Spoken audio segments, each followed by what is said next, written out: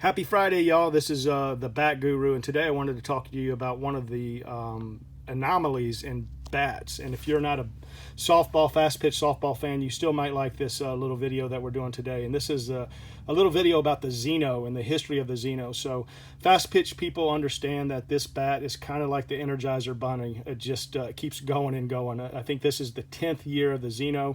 Xeno has been one of the top selling bats for the last 10 years in fast pitch.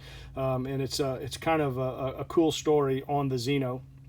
I was actually working for Louisville Slugger when the Xeno was introduced, and most people probably don't know this, but the Xeno was almost shelved by Louisville because the first year the sales were horrible. We knew that the performance was there. We took it out in the field and we were testing against other bats. But for those of you that now have been around the Xeno for all these years, you'll understand that the sound of the Xeno is very unique. It's actually very odd. And that first year, there were kids that wouldn't swing the bat because they didn't like how it sounded.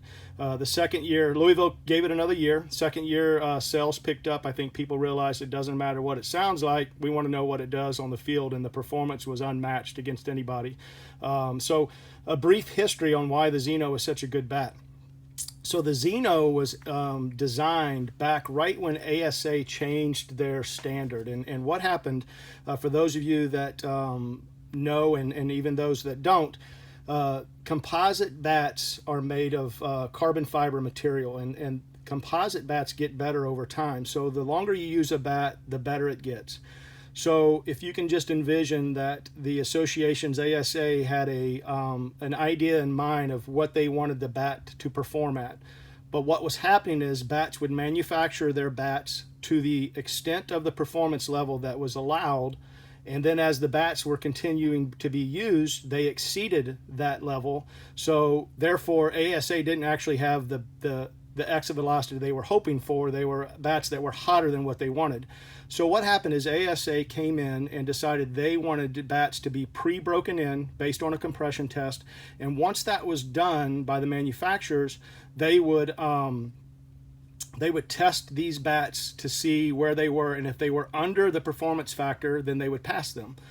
Well, Louisville engineers came up with a pretty unique design in the Xeno, in which in the Xeno, in the barrel are two discs. These two discs sit up against the inner part of the wall. So they designed the composite to not flex more. So out of the wrapper, everyone was talking the Xeno is the hottest thing out of the wrapper, and it was because it met the performance standard ASA required, but because of those discs on the inner part of the barrel, that meant that the bat wasn't going to get better. They made it as hot as they possibly could. The disc kept the bats from continuing to get better, and where they distanced themselves from the competitors was that the competitors were pulling back their performance, knowing that they were going to get better eventually, and when they got broken in, they would be at the limit that ASA needed. So when you bought the Xeno and you bought an Easton bat or a Rawlings bat and you compared them out of the wrapper, the Xeno was a far better performing bat because it was already at its extent of performance. Fast forward now, 10 years later, Xeno is still one of the #1 selling bats, and it's pretty cool to see because we see in all aspects of bats and manufacturers, they want to change and change and change. Sometimes they change to the detriment of the company because there have been bats that have been very, very good performing bats, and for some reason they implement some sort of change just to try to garner additional sales the following year. And in my humble opinion, I think they would have continued to get more sales just by keeping it the same, but it didn't happen. But that's the story of the Xeno. We'll continue to tell stories here on Bat Guru. We're going to do some bat comparisons when we get some opportunities. And if you have anything that you want to talk about, any questions you have on bats, please put it down below and let me know. Send us an email at thebatguru@gmail.com. Let us know what you want to hear about, and we'll see if we can cover it for you. Thanks, and everybody have a great weekend.